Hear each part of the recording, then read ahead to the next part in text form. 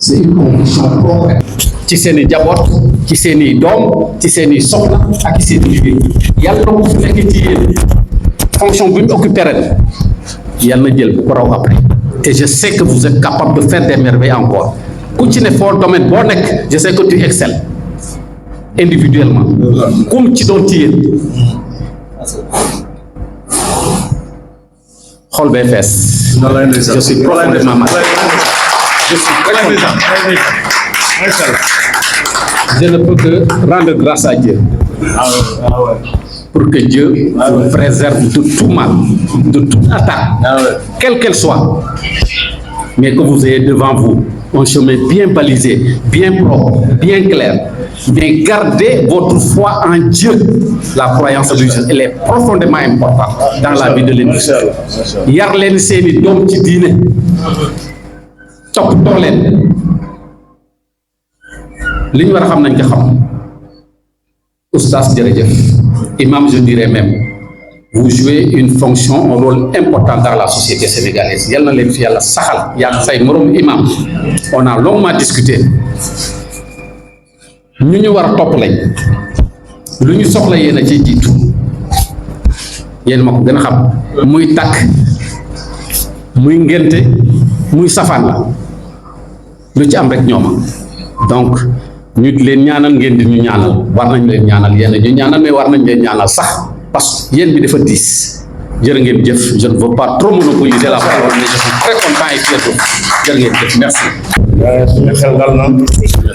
suñu xel dal na ab ndongo bu ko ab sëriñam ñaanalee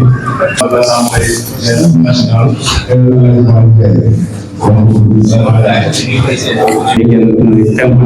sant yaakaar naa kàddu yi sax jaroon na fee ñàkk quoi donc du am lu dul bégte ak kontaante lool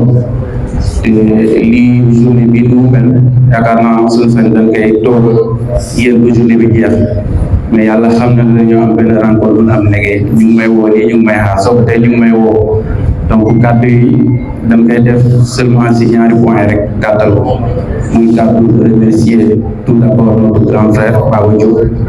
mu xëy teg si suba wax dëgg yàlla am yëg-yëg bi wax ñu ko nag lu mu métti métti dëggee ñëw assister ko waaye aussi am mbégte nekk fii étant un acteur de l'éducation di ci nekk di jàngale donc yaakaar naa lii ngeen defal ñu ngeen ñu ko defal et cette association là je pense que l'objectif du leen lu jëmale kanam éducation Jolof waaye doon des références parce que maa ngi fi gis ay personnes yoo xam ne xamee naa leen ci jëm te ñu doon des acteurs vraiment clés de l'éducation yaakaar naa royukaay ngeen te fépp fu ngeen taxaw te doon benn source de motivation envers nos enfants vos petits frères qui sont là ak seen doom yoo xam ne ñu ngi fii di jàng donc ñu ngi leen di gërëm di leen di vraiment di leen di gën a ñaaxaat ci li ngeen di def di wax aussi tamit le président de l'Assemblée nationale mu doon koo xam ne dafa bëgg mbiram jàng surtout éducation des jeunes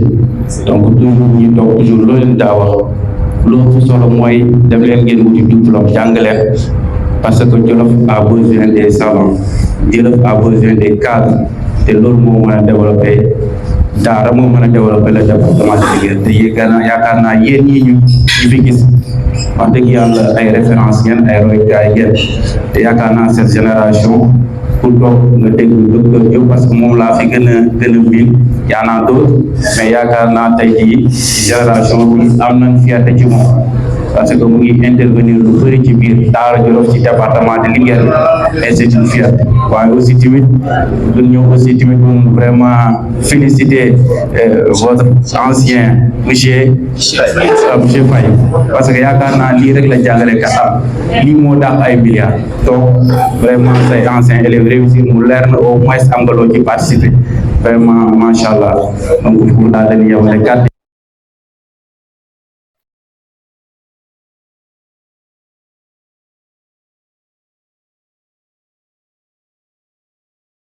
Parle moo nekk genn kàddu li ñu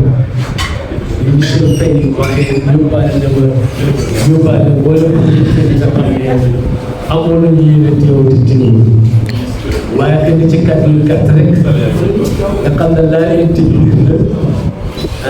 ci mooy lan yi ngeen def am solo lii mooy lan alxuraan di ko bañ wa tahsibuhum jamii'an wa quluubuhum shattaa yéen a bëri na mbooloo mun a xiddi rek bëri lool nga defe ne mbooloo la nekk kenn lañ du am njëriñ du maanaam du tuddal dara du taxawal dara waaye mbooloo bu doon ñett wala ñeenti ñu fexe ba nosa seen bopp boole seeni xel di boole di déglu di diisoo moom mbooloo lu tuuti loolu moo ne sa tudde mbooloo te force yéegi dana ci génn moo tax te ci discipline yadullaahi fawqal jamaa yéen a am farlu bu toog di jéem a taxaw na sa seen bopp gis nga ba leen yàlla tasi leen ci liggéey rek feneen tasi leen fii ci daal ngeen bokk jàng loolu am na lépp ci yéen woon lu bëri lu nga war a taxawee seen bopp taxawee ko Sénégal taxawee ko njaboot gi loolu ngeen xam ko ba tax ngeen am xel mu ref mu toll ni kon buñ fu jigéen doon jàng rek boolewuñu waaye nen na sa suñ bopp boole suñuy xel boole suñuy xalaat te xam ne yàgg-yàgg dana génn xeeti mel yi bu nekk ndax yàlla moo ne yow boo xasee boole seen bopp ma teg sama loxo su ma xasee teg sama loxo barke bu nekk mën na caa génn njëriñ nekk mën na caa génn kon léegi ànd gi ngeen ànd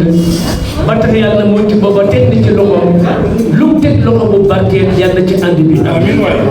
mu teg loxo mu sax yàlla ci ànd gi ànd lu mu toxo loxo maanaam kéw gi nekk mën caa génn yàlla génn ci ànd gi te wallaahi dana ci génn ci nii wala ci nee dana ci may par benn sax yi fii ci ëllëg lañ mën a jëriñ mbooloo mi képp jar na moo la war a ànd kon mbokk yi ñu nekkoon yéen ci classe gisoon na génération la boo xam ne dafa ràññeeku lool am ay melokaan lool lu nekk génn ci lu nekk daal def ko ci loolu ci yàlla def yàlla ci yàlla sàmmal yàlla ngeen mucc ci bépp ndox yàlla ànd gi barkeel yàlla ci lépp loo xam ne xëy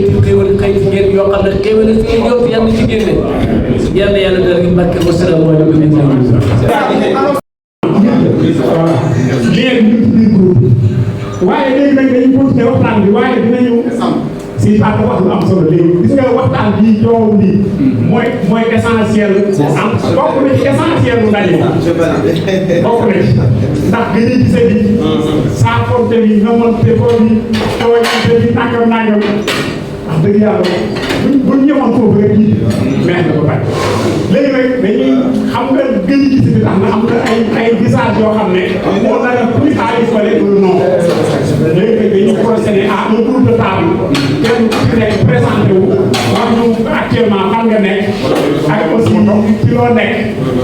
ndax da ciy am solo lool parce que nag bu fekkee ne dimbalante ak solidarité itam da cee bokk war nañu mën a xam ne monsieur Faye kat ma nga kaw la bu ma fa amee soxla à travers lui war naa mën a régler soxla saa su jaay ñoom bu ma fa amee soxla war naa mën a régler voilà ainsi de suite kon man ma koy tàmbalee ci sama bopp man Alassane Ndiaye ñi ko fàtte woon Alassane Dame Ndiaye rek lañ gën a xam waaye Alassane Dame Ndiaye bu ngeen doon dégg bopp ñi ko fàtte woon maa ngi nii ba ma naan léegi rek maa ngi nekk inspection Dakar bi bu Diourbel foofu laa liggéeyee ku ci am daal loo xam ne ci wàllu jàng la jëm soo ci am si jëndee Diourbel lu ma demoon saa bi def incha allah jërë ngeen jëf. Voilà, donc asalaamaaleykum waa première génération. Voilà, man maa ngi tudd Mamadou Mbengue à l'époque maa ngi doon Mboura ñëw ci sixième A ba troisième A. Bon léegi maa ngi nekk comme inspecteur de l'éducation à Louga yore cycle fondamental IA donc képp ku am problème ci wàllu njàng ci IA bi mun nga consulter incha allah sa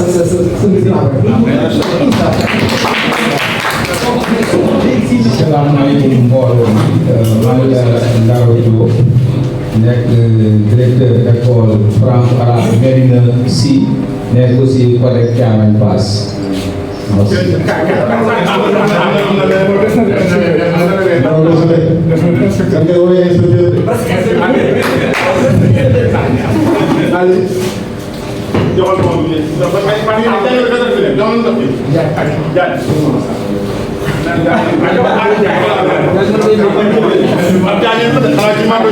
salaamaaleykum man la Aliou Ndiaye léegi ñu xamee ko si Aliou Demba Ndiaye parce que boobu suñu sixième bi dafa amoon Demba Ndiaye Aliou Moussa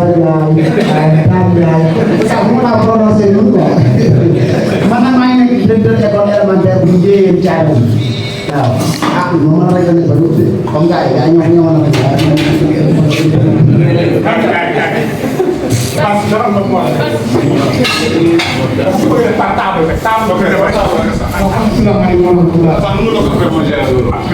kii moom mooy Mor Atta Ndiaye ñu doon ko wax ñu doon ko wooyee Bokande ñu doon ko wooyee Bokande maanaam léegi ñu man maa ngi Sagata Jolof maa ngi woon Sagata ci benn mutuelle bu ñuy wax nekk ko del Sagata Jolof mutuelle d'épargne et de crédit Sagata Jolof waaye yàlla dafa def nag xam naa ne mutuelle dafa mel ni dafa bëgg a dem fay. déedéet du dem fay waay. dañ nekk nii wala yoon woo bokk ba léegi daal maa ngi ko léegi naan dafa mel ni li ñu toll nii daal. waa GIE dañu créé mutuelle bas. mutuelle d'épargne et de crédit des organisations communautaires de base pour le développement local. naa ci ñu xam na ci dara. waaw xam nañ ci dara ñun ñëpp. ay formation ay réunion bu mel ni Louga ay Saint-Louis yëpp naa ci. boobu ak léegi nag jërëjëf. parce que ay mutuelle non xaaral suñu seen mutuelle ñu ngi ñëw. waaw une précision rek ñu nga xam ne ñu ngi en ligne direct ngeen wax man ngeen di cliquer directement seen WhatsApp lever la main comme ça ñeneen ñi danañ xam yéen di wax ñeneen ñi nekk à l'extérieur danañ leen déglu quoi dañuy di cliquer si loxo bi am na dem lever la main waaw. Merci. Voilà foofu pare Mamadou Ndiaye.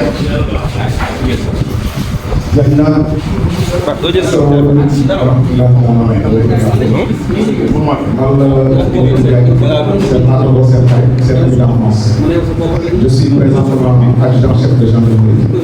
Je sers à l'état-major général de la gendarmerie nationale. Merci.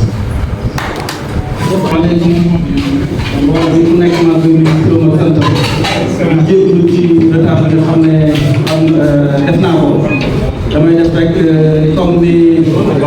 élève bu mel ne wax daan def buñ tardé bu bëri seen seen laaj bu tax ngeen tardé mu ne sama benn daal laa doon seet sama benn daal laa doon seet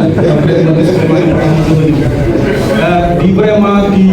saluer cette initiative rencontre bu am solo la bala may sori damay saluer la présence de Oustaz Sall wax dëgg yàlla ak professeur Michel Faye ñoom rek bu fekkoon ne tey annoncé nañ ne ñu ngi ci salle bi képp nga xam ne kii mi ngi fii ci gox bi jaroon na nga taal moto wala nga dox ba ñëw ziyaare loolu rek jàpp loolu tax vraiment maa ngi jéglu bu baax a baax ci rajo Kine Ndiaye man Modou Ndiaye laa tudd donc administrateur civil directeur de cabinet du président de l'Assemblée nationale ku wax nag Assemblée nationale wax politique donc képp ku nga xam ne ci également am na problème ci wàllu administration su ma contacté naa ci jëm bu man donc nag loolu laa doon wax mais aussi di saluer la présence d'autres membres en tout cas d'autres personnalités politiques comme Gobar Diop ak ñeneen ñi nga xam ne ñoo fi nekk képp ku nga xam ne kii daal waxuma la wax bëgg naa laa jox loxo kontaan naa bu baax a baax ci daje bi di ñaan yàlla bu nekk ci jël daje wala ñu ko def at bu nekk donc yàlla may ñu wér may ñu fan bi donc képp ku nga xam ne kii indi nga fi soxla yàlla ko yàlla fay donc jàpp loolu laa am di wax ñëpp di gërëm ñëpp fàtte mu nel di ay ñu également di la sant am na loo xam ne bii da ko wax mais xam naa xel loolu dafa war a bëgg lu rafet comme moom mi ngeen ko xamee mais wax dëgg yàlla ñu la sant baax ko gërëm moom il sert de très bien entre les membres de la génération et les autres donc wax dëgg yàlla aussi loolu moo sécurité loolu tax ma ne woon yëpp ko en tout cas moom ak ñeneen ñi nga xam ne parfois damay suivre groupe bi activité yi nga xam ne ci groupe également je les suis damay gis ne moom en tout cas il a cette disponibilité il a cet engagement ñu muy def ci activité yi mu nekk activité naqar wala mu nekk activité bànneex day ànd ak ñi nga xam ne ñoom la war àndal di dem di teewal génération loolu aussi dañ ko ci sant di ko ci gërëm di sant di gërëm également xam naa ne xëy présentation la ñu waxoon mais ngeen may moom ma defal tuuti ñu docteur Diop dañ koy sant di ko gërëm ci taxawaay bi nga xam ne moom la taxaw ci groupe bi nga xam ne moom lañ créé muy première génération CM Daara mais di ko sant di ko gërëm ci taxawaay bi nga xam ne sur le plan professionnel daf di jàppale léegi rek nee naa ko soxna sa ma nga hôpital donc lépp lu nga xam ne lii ñun yóbbu nañ ko fa comme malade comme patient da ciy taxawaay bu mat sëkk ba jarul sax ñu déplacé docteur Diop ñu ngi lay sant di gërëm bu baax am njóobeen nga mais njóobeen bu baax di sant ñëpp di gërëm ñëpp asalaamaaleykum wa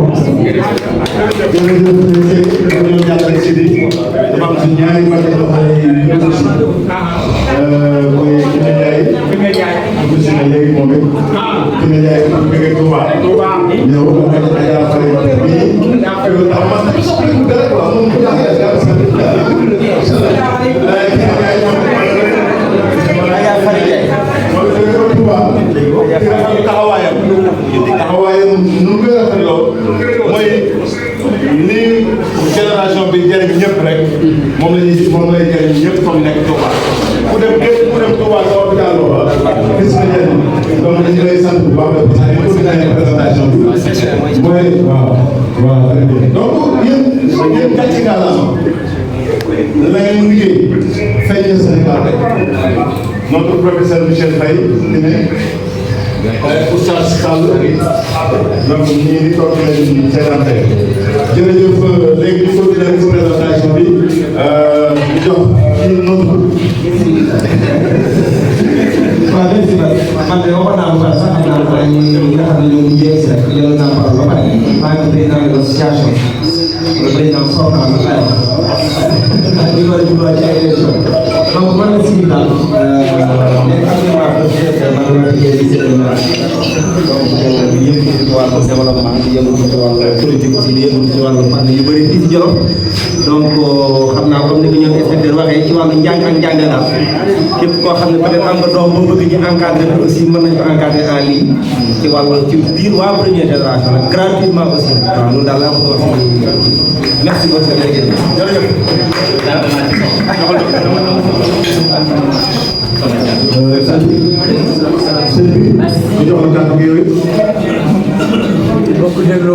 merci VIP pour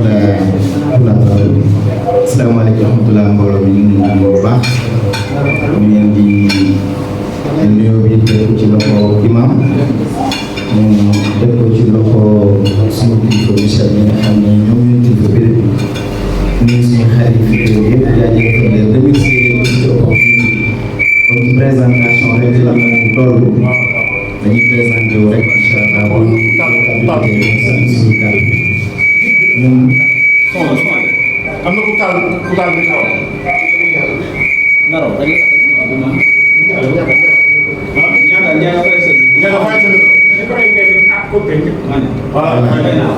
man maa ngi tudd Baba Dior Diop docteur Baba Dior Diop je suis manager de la santé donc je suis l'actuel médecin chef du centre de santé Mame Seynabou Ndaw de Daara et responsable du projet de santé en Afrique et en Europe. Très fier d'être parmi vous. Merci. Merci beaucoup, docteur Baba. On a dit on a nos invités pour que la première génération aussi ait été emmenée. Donc, il est venu. Oui, merci. Mon nom, c'est Mafouko. Man la quatrième génération la bokk yëpp may Sénégal waaw yëpp ngeen di génn ñu ne comme ñu bëgg wante nag ci teew la def le directeur de fond de la promotion bi Idriss Samb seen xarit seen dëkkandoo moo envoyé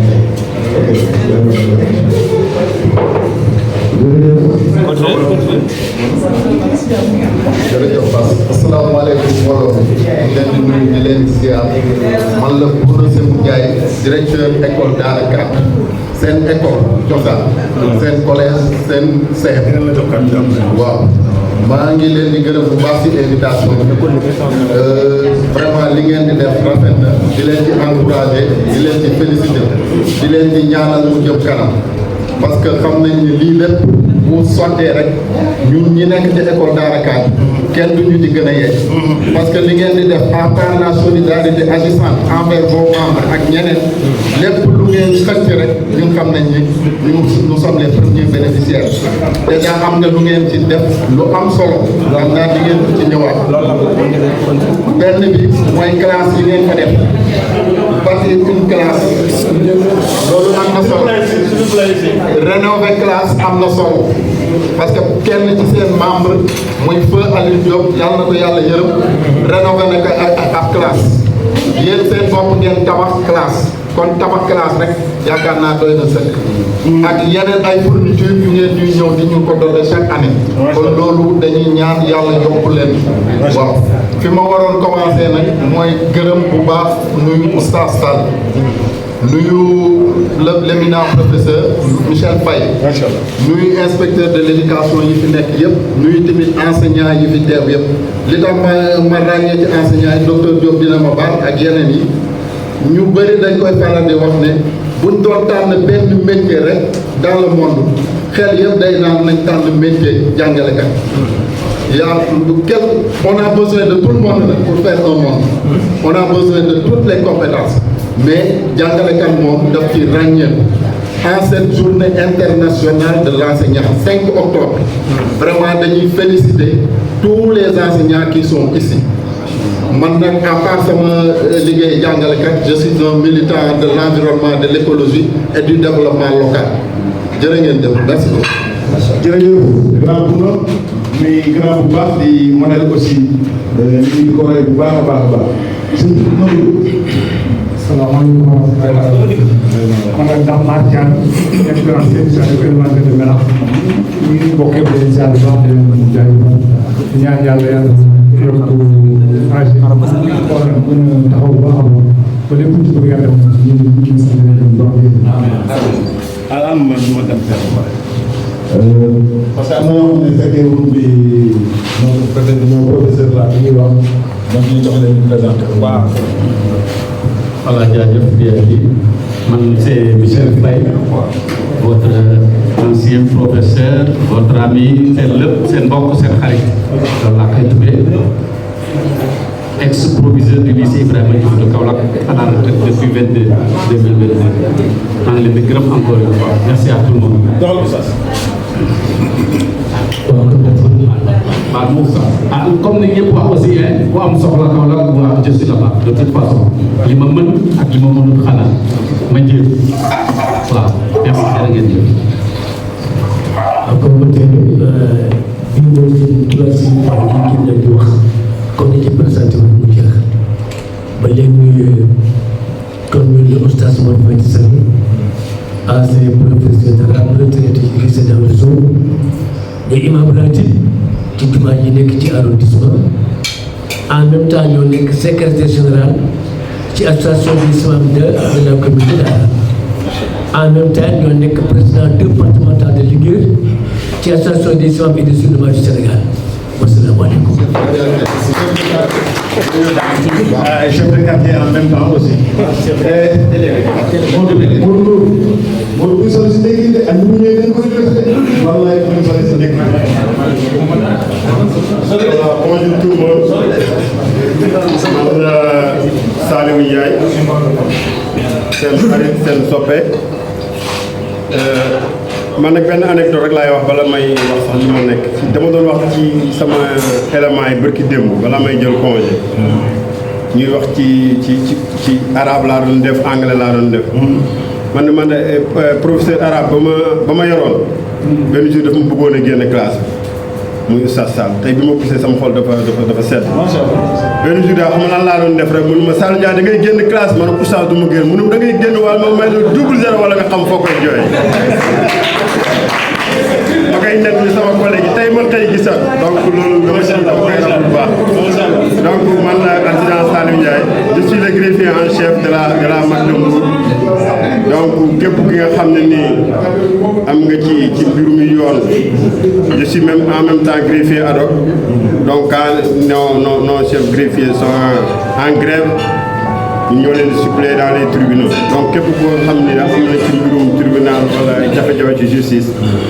nekk ci côté Mbour boobu maa ngi Je suis en même temps le coach de Khady Sow. maa koy entraîné en je vous remercie. Merci beaucoup Sadio.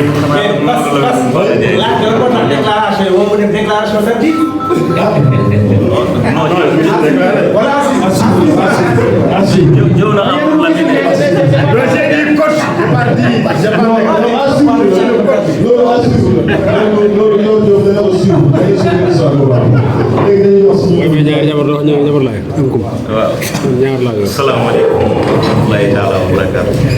Xanaa di kontaan rek ci dajewaat ak sumay naataango sumay frère ak sumay sœur waaye di kontaan lool nag ci dajewaat ak sumay professeur Oustaz Sall dafa wax léegi rek ndeysaan ak mu jot mu may jiite ma di ko am solo mais xam nga noonu moom la yàlla xam na kon loolu daf ma gën a réconforté tey yàlla na yàlla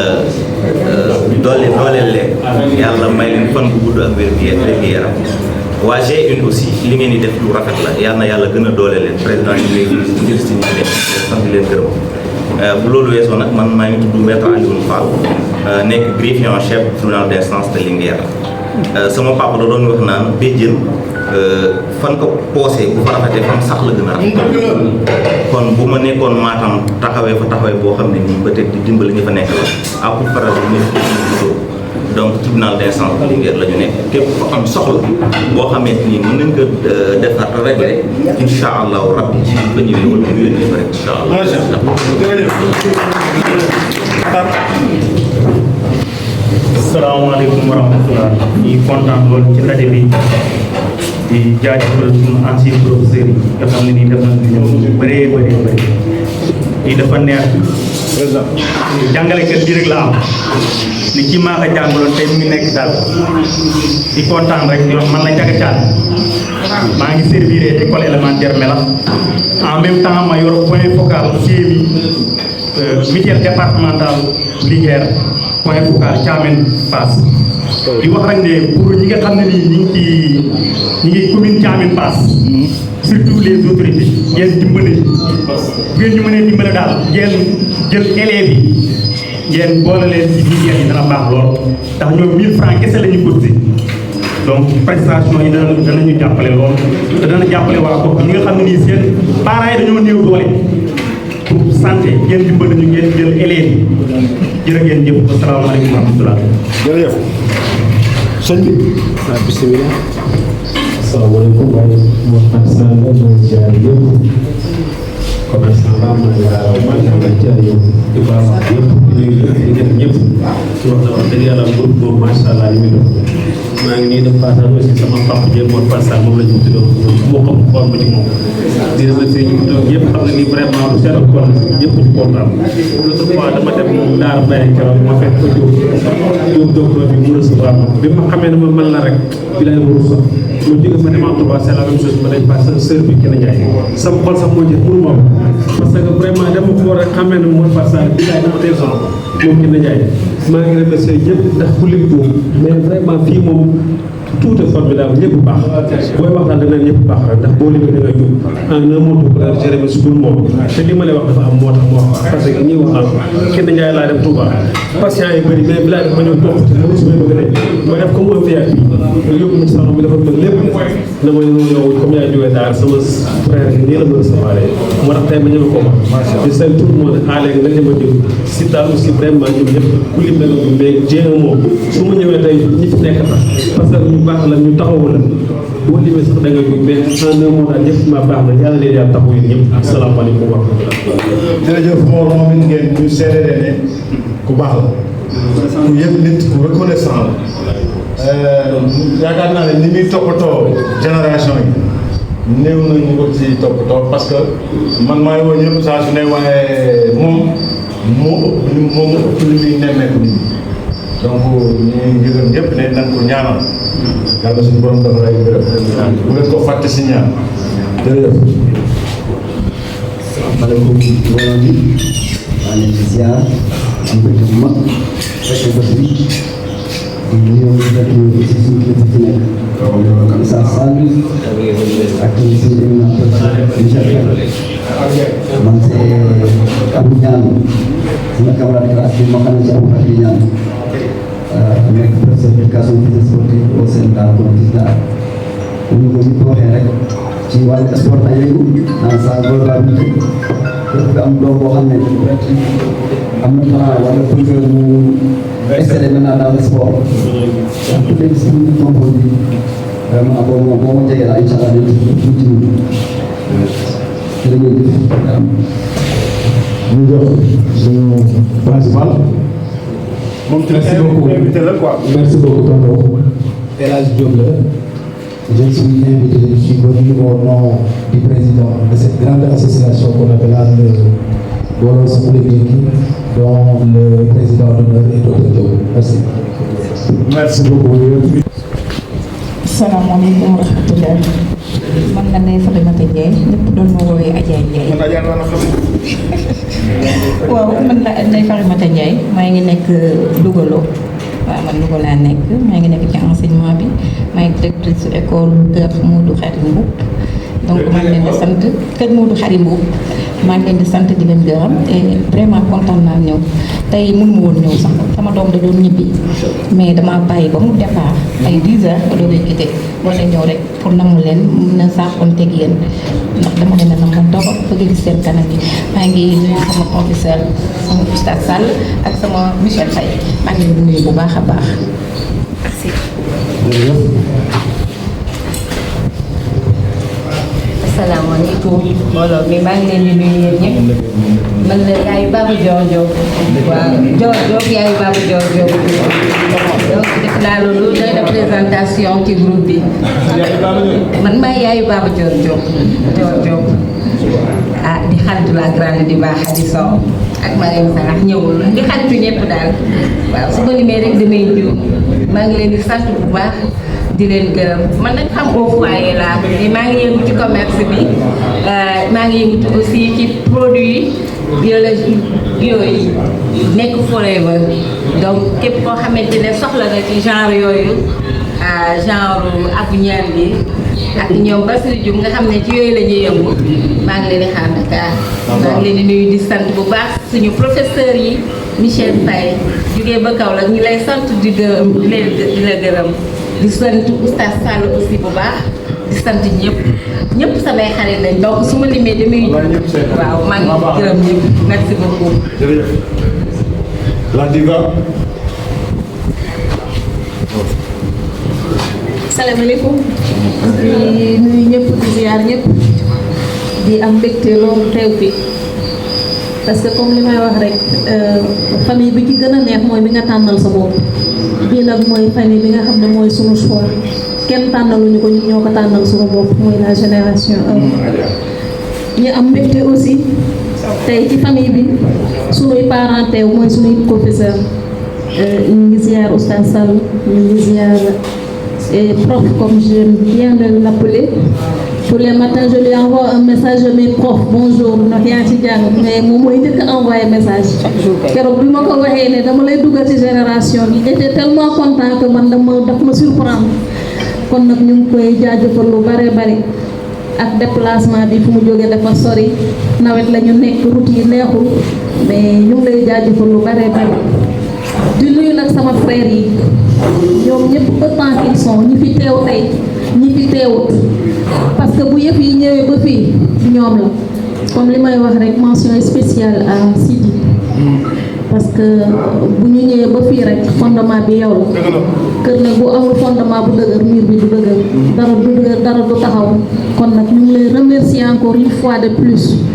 Je vais me présenter maintenant, c'est Khady Sow.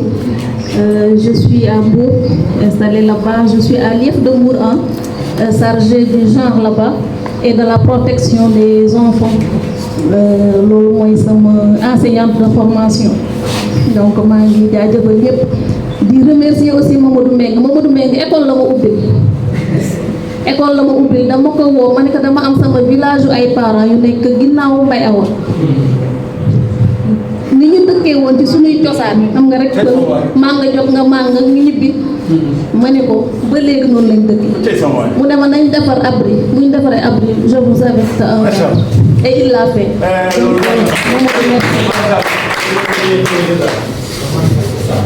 je vous remercie. macha allah donc gis nga li ma doon wax rek sa génération ba njëriñ li njëriñ asalaamaaleykum wa rahmatulah.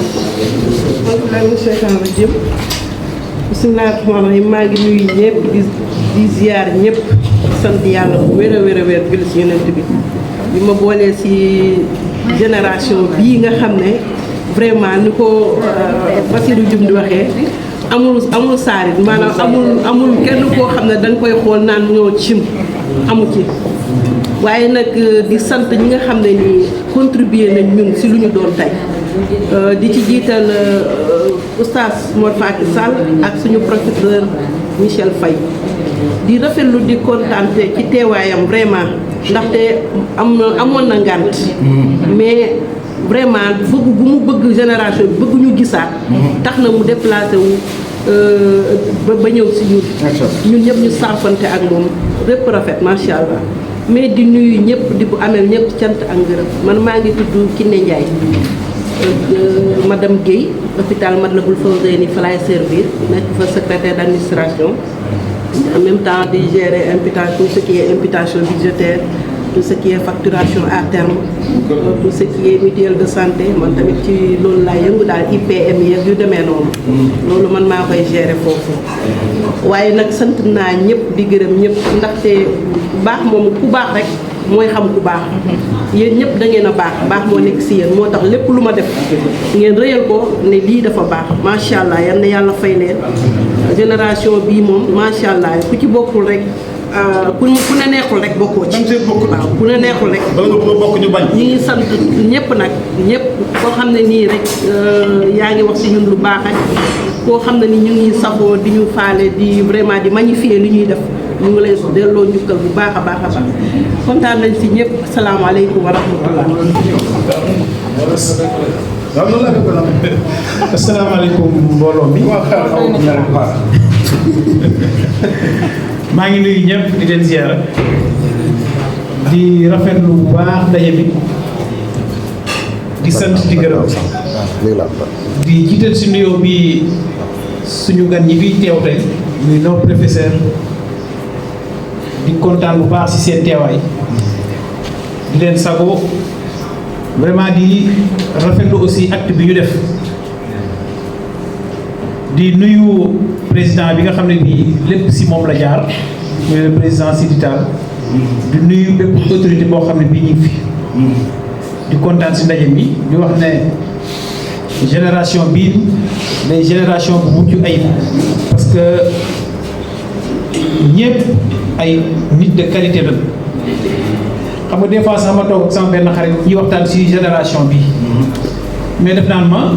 yéen seen génération bi yéen mun leen boole yaatal ba boole si G2 bi comme G2 la bokk parce que dañuy toog des fois di waxtaan ma koy wax si génération bi ni muy dundee ak réalisation yi muy def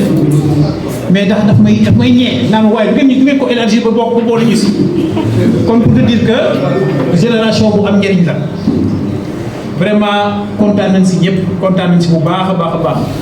parce que li ñu fi dégg léegi ay nit la yu am solo yuy dimbalante parce que présentation aussi am na si solo sànq bi koy kii di wax ma ne ko am na si solo parce que bu ñu xamee kenn ku ne fa mu nekk man mën naa am soxla par exemple Linguère Linguère day maître xaaral ma woo c'est que su ma ko wooyee présenté na ko génération première génération CM Daara lépp lu ma soxla dana si taxaw man ma nekk à Sagata Jolof benn sidital bu nekk fële woo ma naa booy foofu dama fay soxla nangam si école bi nangam day daal di rek la ko kon muy lu am solo muy lu baax lu vraiment di dundalaat génération bi surtout génération boo xam ne bii vraiment day def ay réalisation yu ñu mën a teg kon day lu am solo kontaan nañ bu baax Kiné Ndiaye mas naa ko fekk xam naa ne rappelé mas naa ko fekk à Touba ñu ne ma Kiné Ndiaye ak Touba may egg si porte bi rek ñu téye ma mais ma woo ko téléphone ba mu dikkee ko rek la mu daal di dugg. macha allah xam nga loolu. xam nga moo ko waral. Alioune Fall bi maa ngi koy wax léegi sax nga ne ko xam naa da maa fàtte mais pourtant ñëw naa tribunal fekk la fa. ñu ne ma maître Fall lañ fa biir bi ma ñëwee si biir li ma soxla yëpp dama ko def dama mu topp mu réglé wu. kon muy affaire yu am solo vraiment loolu kese tax na génération bi vraiment ñëpp kontaan si en tout cas man kontaan naa ci. xëy na nag bon man moom dama xaw a timide groupe bi ñu bëri sax xëy na du ma xaw a El Hadj Samb xam naa ñëpp sax xamuñu ko mais 6e B ku xamoon 6e B xam nga fa El Hadj Samb 6e B laa nekkoon ñoom Moussa Ndiaye ak ñoom Mamadou Ndiaye ñii ak Alassane Dame Ndiaye non du Alassane waaw donc ñooñu la woon donc di sant ñëpp di gërëm man El Hadj Samb laa maa ngi dëkk Sagata Jolof des fois nag ñu bëri di ma jaawale ak El Hadj Saliou Samb El Hadj Samb ak El Hadj Saliou Samb non àll amuñu ko àll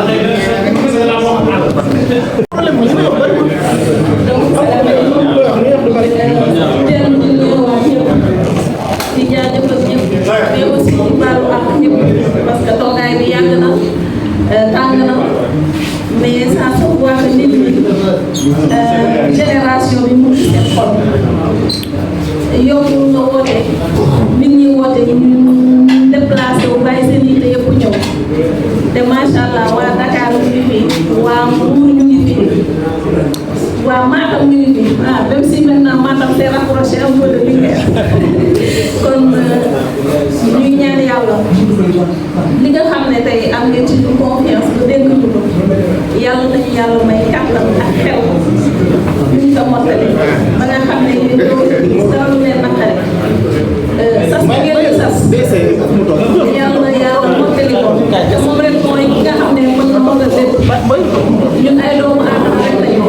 bëgg nañu génération bëgg nañu Jolof parce que fii lañu bokk fii lañu soppee ko liñ ci mébét yëpp yàlla nañu yàlla may doole ak kàttan ak kenn seetlu mu leen remercier très sincèrement di leen woo aussi di xam ne génération bi ce que je dis toujours c'est le Sénégal en miniature. Il y a toutes les personnalités du Sénégal dans cette génération. Des administrations civiles, aux cultivateurs et aux éleveurs, c'est la société sénégalaise moo fi nekk. kon amul dara yombul ki fi gën a nekk administrateur civil te nga am diplôme yu rëcc am na fi. baykat bi dàq bay am na fi comme ni ko Bass waxee sànq sàmmkat bi fi dàq am na ci biir génération kon dara manqué wu ci génération bi li ci des nag mooy ñun ñu pal ñu am volonté bi ñu xam ne am nañu nit ñi nga xam ne la ressource humaine compétente am nañu ko li ci des nag mooy ñun nan la ñuy def ba tey loolu ci au niveau du Jolof et je pense que ci ñëpp a jàppee rek dinañ yegg bu ñëw mën a yegg incha allah je vous remercie. 6 ans, cette association ne s'est pas disloquée parce qu'il y a eu un président qui a su tenir la barre. Je voudrais que vous félicitiez pour la police. Je rends grâce à Dieu, mais je remercie d'avoir mis sur place. Ah oui. Wolof Njaay nag dafa wax bu juum parce que man ni ngeen ma gisee nag gëstu wolof bu xóot la Wolof Njaay daf ne lëpp bu lekk olof na ko gën a may cooy ma ne wax la waaye wax bu xaw a doy waar nag moo xóotee ndax cooy moom la ko tax a jóg nekkutoon lekk olof moom waaye nag nan ko ko gën a neex waaye ñun kon suñ fi toogee tey di waxtaan di bénéficier wu ci li nga xamante ni c'est un outil d'intégration interpersonnelle et intrapersonnelle dafa am koo xamante ni nii ci mbaaxam mu waxee xalaat ko muy Sidi bii xalaat ko mais efficacité Sidi nag moom loolu moom daf ci am solo ndax lu mu xalaat rek da koy mettre en œuvre woote nit ñi fekk si ko ngëm ko mu sonn ci loolu nag il faut le dire c'était pas facile c'était pardonné d'avance mais c'était pas facile gis nga Sidi 1h du matin lay ñëw réunion sama kër maa koy déposé buy ñëw seen waa kër ñëpp ay tëdd ba fàtte mais nag kenn du fa ñëpp barki démb ci mujj ñëpp ay nelaw te moom au moins je pense que depuis l'association a été créée jusqu'à maintenant 6 ans yii barki démb la Sidi mosalee tardé réunion musul tardé réunion barki démb te dafa dem Dakar ñoom ndaroon ne dañu bëgg réunir sama kër Sidi na nekkuma fi joxe naa ordre parce que li ngeen di def dafa urgent dama ne la générosité ce n'est pas de donner ce que on a la générosité mooy joxe loo moom te boo ko ñàkkee doo ci jotaat te li ngay ñàkk te doo ci jotaat mooy temps bu ko ñàkk mënoo cee jot xaalis mën nga koo ñàkk jotaat ku la joxal temps nag jox la xalaatam pendant juróom-benni at am woyofam di déplacé ba sama biir kër chaque fois ñuy tenir réunion pour lii mën taxaw ko kenn amul fayam kon Sidi jërëjëf ñu ngi lay sant di la ñaanal di xam ne fii ku fi bëgg a doxal dafa fekk nga tabax ba pare fii rez-de-chaussée bi moom mat na ku yëkkati da ngay teg ci kaw jëmale ci kaw yow ak ñi nga àndal ñëpp nag sans exception kon nag ñu ngi lay sant di la gërëm sama beneen kàddu bi mooy saluer la présence de nos invités ah Modou Ndiaye su teewee ci bérébu tool bii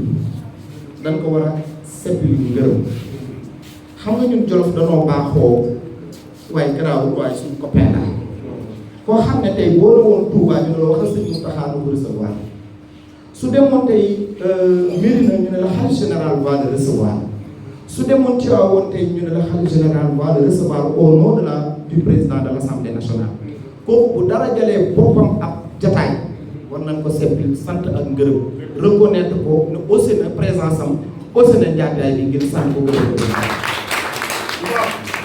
loolu moom mu yóbbaale nag ñeneen ñi nga xam ne ñu ngi fi ay autorités je pense que kenn du bañ tey ñu ne le directeur de cabinet du président de l'Assemblée nationale yóbbaale na sa ngërëm kenn du ko bañ ci jataay bi may saluer suma présence suma rakk yi fi nekk Daouda Diop xam naa xamuleen ko ak mon neveu qui a tenu à être là. Moi je suis président d'honneur du Nguingi, c'est une association qui est dans le Nguingi. Lui c'est le secrétaire général. Quand je lui ai parlé de ça, il a dit non, je vais venir me présenter au nom du Nguingi. ma koy nuyu bu baax moom it mu représenter la famille, c'est important aussi ñoom ñu fekkee yu mel nii parce que c'est pour la postériorité. ah bu ñu santee ñëpp gërëm ñëpp nag di wax rek ne ak li ngeen ñu jox de xëy na dis na ci ñun te jàpp ñu benn yoon it ne nu nu toll wala lu nu fi def moo yelloo loolu sunu mag yu baax de sunu xarit sunu Cheikh Astañan dafa daan wax naan asgor daa moomul teraanga ju ne ñu jox ko rek mu ne xool lu tàllal ak doo xam ne maa ko yelloo nee na asgor moom loolu man jàpp ma benn yoon ne def naa ci première génération lu méngoo confiance bi ndax jàpp naa ne kenn ku ci nekk def nga ci dara te bu dee njëriñ la rek man jàpp naa ne ni may jëriñoo première génération jëriñoo li may wax am naa ci seeti inspecteur Alassane Ndiaye moom ñuy toog du toog fukki fan ak juróom wala ñaar fukki fan boobu ma ko jox ab kaamu ndox sama xarit baa ngi nii moom Modou Diagne xaw ma ñaata kaa la ma rek leen kenn xamoo mon frère le greffier est là du toog 2 jours 3 jours joxuma ko benn kaa mu rek j'en parle même pas à Modou Diagne bi nga xam ne nii su ma gisee lafañ boo xamante ni nee na daa bëgg a liggéey sax jàpp naa ne Modou Diagne mën na ko rek ma yónnee ko CV kon man li ma première génération bi jëriñ jàpp naa ne jëriñu ma doon première génération xanaa da ngeen a baax rek te généreux te wóoru ab dof nag yal na leen yàlla suturaal ba dof bi ngeen wóoru du leen bett ma jàpp it nag ne le poste c'est pas mon poste c'est votre poste aujourd'hui il y a un président de nom mais chacun de vous est président parce que jàpp naa ne la valeur intrinsèque endogène de l'association aujourd'hui dépassé na cadre Baba Dior kese les valeurs enfouies dans chacun de nous nos perspectives notre intelligence nos responsabilités notre potentiel kenn ku ci nekk ci yow romb na Baba Dior kon donc li ñuy woote mooy synergie boobu nag jàpp naa ne si tàmbali woon na te alhamdulilah ba mu nangu ànd ak ñun gunge ñu yegg kon nag ci loolu rek lañu fas yéenee dox di wax rek ne kon alhamdulilah di leen ñaan nag na ma ko bëggee mooy kane yéen ñëpp kenn ku ci ne nga jàpp ne lii ku ngeen ko jox jàpp ne moo war a doxal rek ngeen dara du dox te jàpp naa ne aussi kenn ku ci nekk tey dangaa nangoo bàyyi sa journée ñëw toog man ku ne xam na li ma nekkee ku ne xam na ko ça fait 3 ans chaque fois bu ma waxtaanee Sidi mu wax ma âge présidence dam naan ko man Sidi je ne veux pas prendre un poste pour un nom yàlla suturaal na ma am naa ko ba pare je ne veux pas prendre un poste pour daraja yàlla may na ma ko ba pare maa ngi suturloo it mu yóbbu sama njaboot si mu jëlee association bi plan A yóbbu ko plan B jarul ngeen may woo soxlaw ma ko ñama cay ànd ak la may soxla mooy ñu gunge ma pour ñu jëlee association bi plan A yóbbu ko plan B jàpp naa ne mébatum yëpp loolu la dañu tàmm nag boo buñ la joxee poste ñu bëgg nga décliner sa politique man li ma proposé rek mooy dinañ xalaat ensemble ci ban feuille de route la ñu am ban stratégie la ñuy teg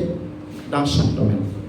stratégie boobu soit ñu arrimer ko ci mandat bi wala jox ko benn délai boo xamante ni au-delà de ce délai là mun nañ toog waxtaanee association bi lan lañ ci am ak lan lañ joyet les grandes lignes de ce qu'on voudrait nga xam ne xalaat nañ ne ñun ñëpp bëgg nañ ko d'abord je pense que association sa vraie richesse ce sont ses ressources humaines man je m'intéresse pas trop à ce qui est au fond de la caisse les acquis matériels man ne m'intéresse pas trop c'est ça ma nature je dis pas que c'est juste mais il y a quelque chose d'immatériel exceptionnel qu'on peut réaliser man su ma ko mënee votre mandat je dis pas mon mandat ce sera le mandat de la revalorisation des valeurs endogènes des différents membres de l'association. Ça me suffit pour développer l'association. soxloo ma expertise extérieure am naa ko su ma ko doon càmbar tey damay naan su ma duggee ci wàllu éducation am na lu ma mébét depuis des années kenn doxul ko waaw est-ce que posé wu leen problème yéen waa première génération que ne école ubbi benn première génération existe vacances yi jot benn cours de vacances moom ñun xamuñu nu koy bindee promotion excellence yi jot ñun ñu mel ni ñun existe nekkuñu fi ñun existe wu na en fait alors que 60% des membres de la G1 ci éducation la nekk mbaa jaar nañ ci mbaa nekkoon nañ ci kon sama première chose bu may charger mes inspecteurs c'est que bëgg naa balaa déwén bu ñuy def assemblée générale ordinaire alsan ngeen indil ma Miss mathématique première G ngeen indil ma Miss français première G bëgg naa commune bu ne ñu def compétition français dictée coaché par la première G su ma demee Mbuula le parrain de cette composition là sera Mamadou Mbengue su ma demee Ngap il sera Sidi Tall ou inspecteur su ma demee Ndol ce sera Baba Dior Diop pendant toute l'année tous les 15 jours chaque mois on essaie de faire cette compétition là et pendant les vacances maintenant on fait un concours général de la première G ku ci génne ñu xool lu mën a teg sa loxo dimbalee la ko et première G war na xam créer aujourd'hui la prime du meilleur élève en troisième du meilleur élève en terminale pour que ñu mën a partir de ça. Et c'est fort de cela là qu'il y aura un lien que vous allez créer entre la première G, les écoles et les IEF et les IA pour voir la possibilité d'avoir un lycée d'excellence ici même à Dara. En tout cas je pense que matière bi mu ngi fi xam-xam bi mu ngi fi te am na ñu taxaw pour financer ko ndax daf leen a am lu njëriñ yaakaar naa amoon nañu njëriñ suñu doom yi tey bu ñu amee bac kan moo leen di orienté man maay woo inspecteur na ko inspecteur sama doom bi de L2 la doon def lan nga jàpp ne moo gën wala moo maître Fall na ko maître Fall kii de neen dafa bëgg science juridique lan la bëgg def mais pourquoi pas une plateforme au niveau de la première génération nga xam ne ni léegi képp ku fa sa doom nekk troisième wala dara foofu rek ngay woote ñu ne la non loolu inspecteur Mamadou Mbengue moo ko kii nga may ko benn entretien ngeen waxat mu orienté la sa doom je pense que même la recherche de bourse étrangère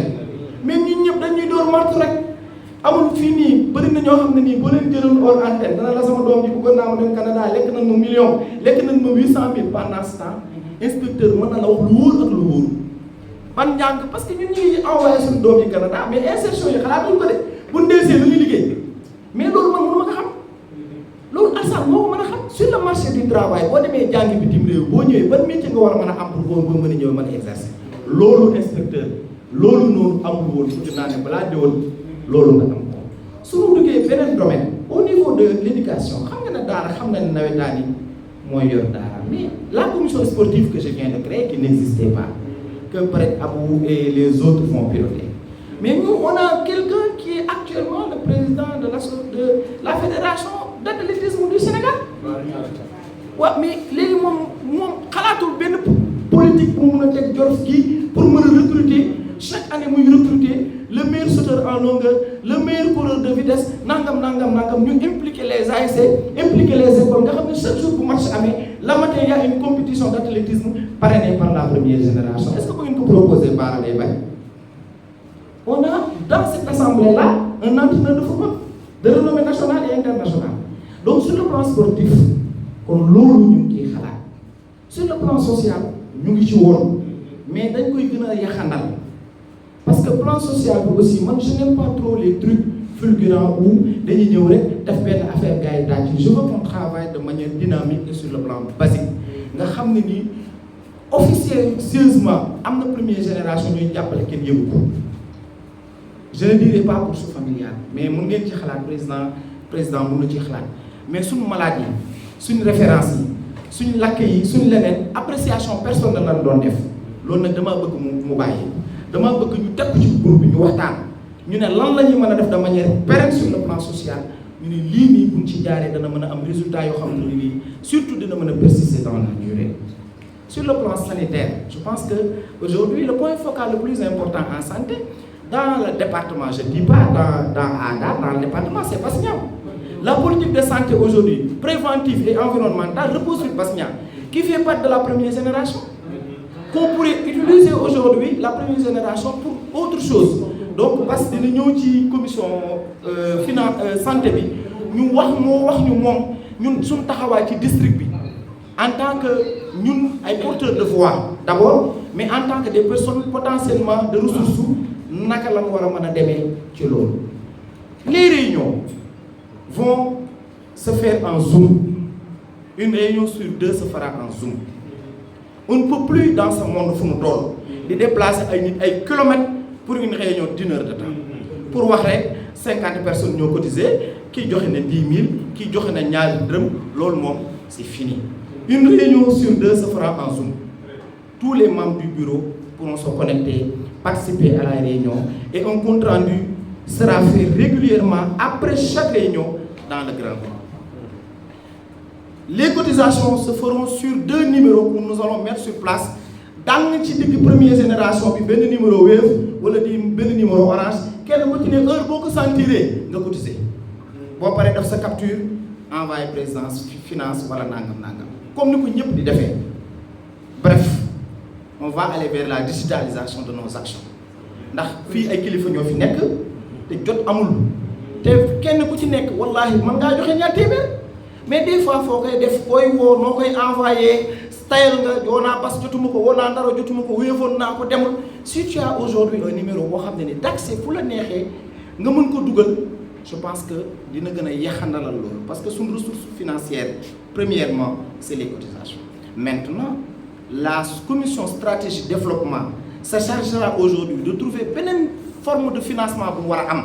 Est-ce que la GE va investir sur autre chose pour apporter une plus-value boo xam ne dinañ ko mën a am. Cette même commission stratégie développement s'adressera au développement des collectivités locales parce que ñun il faut ñu dem ñaani terrain, il faut ñu bayi, il faut ñu sàmmi ça bientôt. Donc il faut que ñu dem est-ce que amuñu tey ñoo xam ne ci commune yu nekk ay responsable lañ bu leen indilee projet na leen kat premier G dafa bëgg 10 hectares est-ce que amuñu ñoo xam ne ni danañ porter projet bi dans la première génération mais am nañ ko ñoo xam ne ni sawar nan pour ñu dem ci ñooñu pour loolu kon donc loolu aussi je pense que ñi ko war a yor dinañ ci waxtaan. Les réunions seront délocalisées. La présence de la diva Khalisso fera de sorte que maintenant il y aura des réunions qui se tiendront à Dakar parce que 40% de l'association les membres sont à Dakar. Non, à Dakar. Donc ça permettra à la vice-présidente d'aller présider certaines réunions là-bas aussi dina andi cohésion bi dina gën a mën a ànd bi loolu aussi xalaat nan lañ ko mën defee. Donc perspective yi romb na loolu la commission stratégie développement et relations extérieures c'est pour aller chercher des fonds. Premier G juróom-benni at au moins on a 100 salariés en tout cas 100 personnes mosu ñoo maye ambulance mosu ñoo maye chaise roulante mosu ñoo maye fukki boyet garab alors que quand vous allez à l'étranger vous mettez sur des partenariats. Quelqu'un peut aller, j'en discutais avec mon ami Ndiaga hier là, il m'a donné beaucoup d'informations et beaucoup de pistes par rapport à ça, au développement international, à ces gens-là qui n'attendent que des associations, une wóolu pour nous investir au niveau local. Et la première génération va se charger de ça. Donc bref, de manière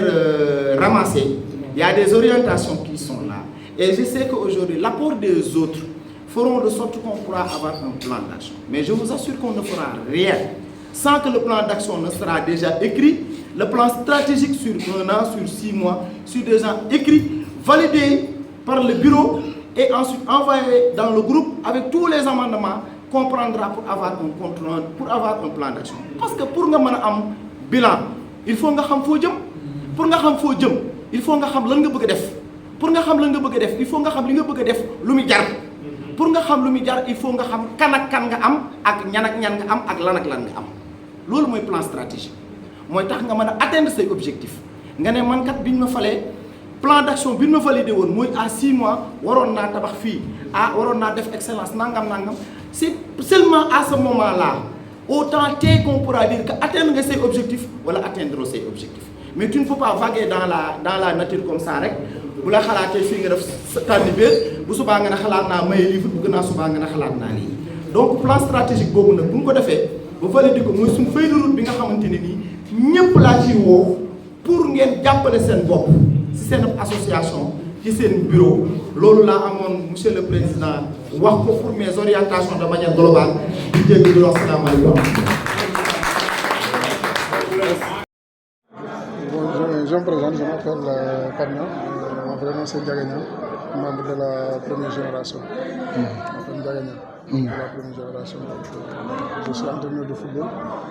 Je suis football, je aussi une agence de football. Je dirige une agence qui s'appelle Cosmos Prop, qui est basée en France, à Marseille. C'est une succursale au niveau de Osfar. Donc je dirige ça, je suis directeur sportif aussi. Donc moi je suis football, je suis première génération. Merci beaucoup. Nouveau président de la commission sociale de la première génération. Donc je suis là et on remercie Dieu d'avoir de terminer notre association, de terminer notre assemblée générale vraiment en beauté. On a élu le bureau sans façon et nous sommes tous des frères, ça se voit que nous sommes tous des frères et ça c'est la première génération. Fonction oui. Fonction enseignant. Bon, je suis enseignant, je suis le chargé des examens et concours du lycée Franco-Arabe de Dara et je suis membre de la première génération aussi.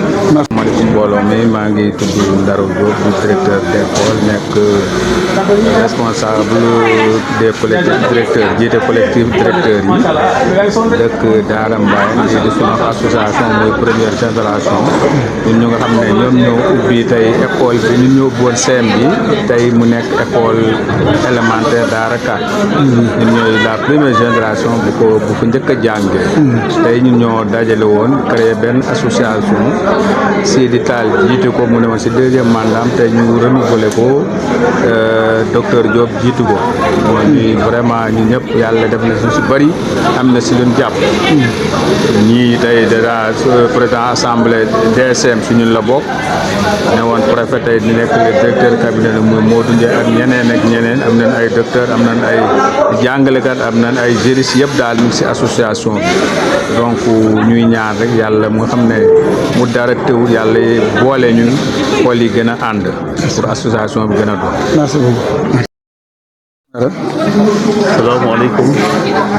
waaw ñu may man Aliou Amsatou Samb ñu gën ma xam ne Alé Samb bokk ci la génération la première génération du CM de Dar yàlla def nag man maay imaamu génération bi man lan jël comme l'imam de la génération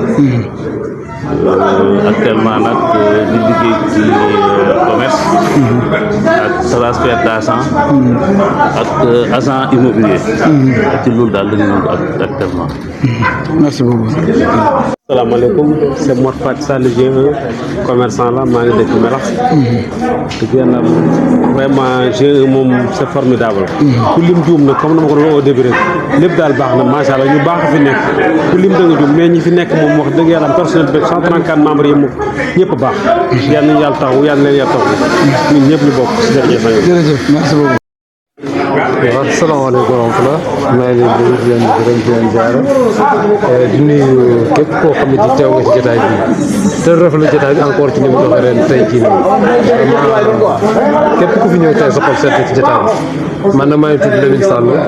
nekk agent mairie ci commune Tivaouane Pass bokk ci première génération ndax man maa ngi ñëw fii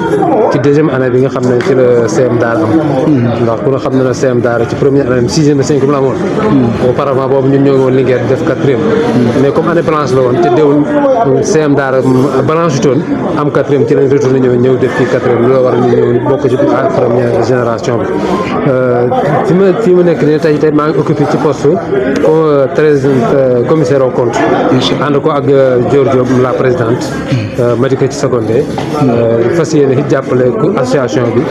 ci première ci lépp loo xam ne daal lu koy doxal rek fas nañ ci yéene teg suñu tànk ba jëmale association bi foo xam ne daal tey ñi nga xam ne ñoo doon équipe sortant bi wala le tiers sortant daal tey ñi ngi fexe ba ñi fi des encore ñu ànd ak ñoom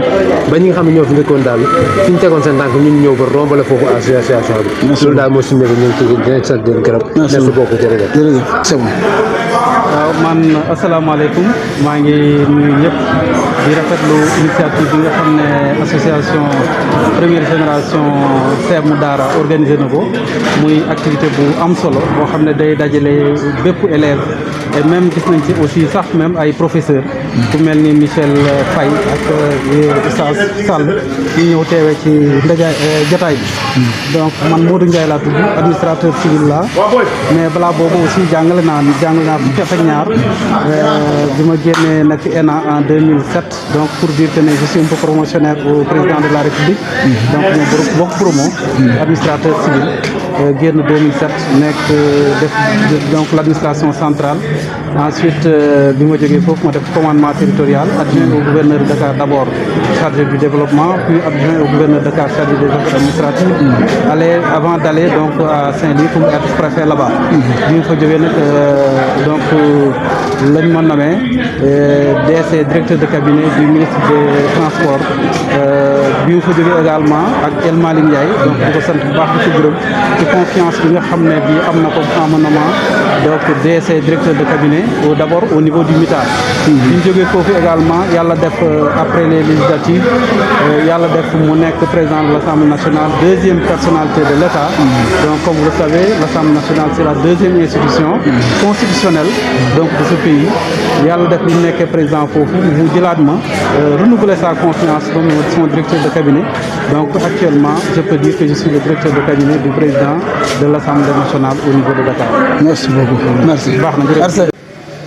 Je suis surveillant général au lycée de Sagata Djolof. Bon, dans la première génération, j'occupe le poste de trésorier général. Merci. Merci Zo. Man Bassirou Niang laa tudd man district sanitaire Daara lay liggéey man maa nekk ki ñu tuddee superviseur du programme élargi de vaccination et de la surveillance épidémiologique mooy ma leen dénk wàllu ñàkk yi ak aar feebar yëpp fii ba ci yutu fii ba Teskere fii ba Linguère ma leen dénk loolu li ma indi fii nag tey mooy ñun waa première génération mooy ñan mooy ñi nga xam ni octobre 87 ñoom la yàlla boole woon ku ñu nekk ay xale yu ndaw ñëw fii jàng sixième fii ci école 4 ñu dugg ko seemu daara ñooñu bokkoon loolu ñu leen boole tey ñoo bokk association tuddee ko première génération seemu daara loolu moom waral AG bi di sant ñëpp di gërëm ñëpp kontaan nañ tey parce que gis nañ suñu ancien professeurs yi suñu ancien collègues yi suñu ancien copains yi ñoom ñëpp gis nañ vraiment AG bi neex na di féliciter docteur Baba Dior Diop moom mi nga xam ne moom lañ jox mu jëli présidence bi di la gërëm yow également ci liggéey rek ngay def jërëjëf merci beaucoup jërëjëf. asalaamaaleykum maa ngi lay nuyu bu baax a baax di Diézo di la remercier et vraiment rafetlu sa liggéey dans la commune et à travers vraiment la presse man je suis donc membre de la première génération génération. Modou Ndour laa tudd. Actuellement je suis le principal du CEM de Yang-Yang. Mais li ñu boole si première G mooy ba nekkee tout tànk nekk ay ndongo daara ay élèves. Tey en tant que dans ma vie professionnelle en tant que principal damay bëgg a inculquer à mes élèves ce qui nous a liés dans la première génération parce que tey jii ay xarit lan ay àndandoo lan ba pare yàlla bi ñu suturaale kenn ku si nekk si ñu ngi jëriñ sa morom si li muy yëngu te loolu c'est très important donc cette solidarité là te classe rek moo ñu boole woon donc beaucoup de gens ont cette opportunité là d'avoir cette relation donc dañ leen di jéem a ñaax rek ba ñoom it ñu conscience yi loolu xam ne li leen boole tey ëllëg mën na leen a jëriñ dans leur vie actuelle. Merci beaucoup. waaw man la Sidi Tall nekk jàngalekat ci lycée bu Melax comme professeur de mathématiques donc di yëngatu ci wàllu association ñu créé woon fi association bu ñuy wax association des élèves de la première génération du CM de Daara nga xam ne bi CM de Daara door a am di Daara di door a am CM laay wax en 1987 ñun ñoo fi njëkkoon a jàngee yàlla dogal àdduna di dox ba 2019 ñuy dox di dajee daal di xalaat ne vraiment war nañ créer groupe WhatsApp pour mën a récupérer képp koo xamante ni mos nga jaar ci CM bu Daara ci 1987 boobu yàlla dimbale ñi vraiment ñi dajale ñëpp ba mu des ñi nga xam ne yàlla dogal na dañoo way jiitu yàlla yërëm leen te xar leen jànn waaye ñi nga xam ne ñi ngi dund ñëpp yàlla dimbale nañu ban bokk ci groupe WhatsApp bi ñu créer association bi def ay jéego ba association bi am récépissé yàlla dimbale ñi si kamt lay kàttanam vraiment mu nekk ay nit yoo xam ne tey nit ñu am avenir la nit ñu am maanaa ci réew mi daanaka dama naan bokk na sax si ñuy dogal réew mi parce que ay kilifa fi ay administrateur civil ñi ngi si biir ay médecin ñi ngi si ay jàngalekat foo laal rek si société bi am nañ si représentant ba ci au niveau bitim réew fépp si diaspora bi rek am nañ fa koo xamante ne bii si première génération la bokk mu di ñu yombal liggéey bi nekk liggéey boo xam ne demlante ak dikkalante ak jëflante ci biir ba nga xamante ne bii képp ku am jafe-jafe rek di nga xam ban membre première génération nga war a contacter fa mu nekk mu war la saa mën a jàppale maa ngi fàttali ko mos nañu am benn cas de décès au niveau de Canada suñ benn jarbaat bu mos a gaañoo Canada waaye benn membre première génération lañ contacté foofu rek moom moo def li si waat lépp ba évacuer corps bi ci amuñ si benn jafe-jafe donc ko wax rek njëriñu association bi macha allah yàlla dogal na aussi bi ñu koy door a taxawal man ñii nga xam ne maa nekkoon initiateur bi man lañ faloon ma nekk président ma jiite ko ay at boobu ba léegi car macha allah gars ñi fëkk suluñ ma si benn côté jàppale nañ si fat na yëpp bi ñuy waajal assemblée générale bi nag man nii maa ne leen il faut que ñu apporter du 109 il faut que ñu beesalaat kuréel gi te pour ñu beesal ko il faut que man nii ma nekkoon président jébbal lenge yi jox ko keneen pour que membres yi gën a am motivation ñi nga xam ne ñoo nekkoon si bureau bi gën a am motivation parce que kenn ku si nekk war nga mën a diriger association ay kilifa ñoo fi nekk kenn ku si nekk fu ndawee lay ñaareel wala ñetti at war nañ mën a jox keneen mu jiite ko loolu maa ko initier sama bopp kenn joxuma xalaat boobu maa ko xalaatal sama bopp gaa ñi jàppale ma si loolu moo waral tey bi ñu defee assemblée générale yëkkati lenge yi ñëpp seen xel dem si docteur Baba Dior Diop mu jiite ko ndax ambition am ndax ni mu jàppee ci association bi ñu démarré ak léegi daraam fekkewu ko du poosam du dooleem du léppam mi ngi si kon moo tax xel yëpp dañ ne nan joxaat Baba Dior Diop mu jiite association bi ñaan ci yaakaar lool ndax fullaam faydaam ak bëgg première génération dëgg yàlla am docteur ku bëgg première génération boo demee hôpital sax boo ne membre première génération rek personnel bi dañ lay jëlaat beneen dañ lay xool beneen façon xool yi bu bokkut ak ban la daan xoolee kon kooku kenn la si première génération su ko jiitee am nañ yaakaar ne nit ñi jàppale ko nan ma doon jàppale wala sax lu ko raw dinañ eggale association bi foo xam ne fu tawee suñu jorti te am nañ si yaakaar bu baax a baax incha allahu rabbi dinañ mobiliser ressources yëpp nag kenn du dem kenn du ko bàyyi ak moom kese ñëpp dinañ ko jàppale ba mu réussir mission bi incha allah rabbi merci beaucoup.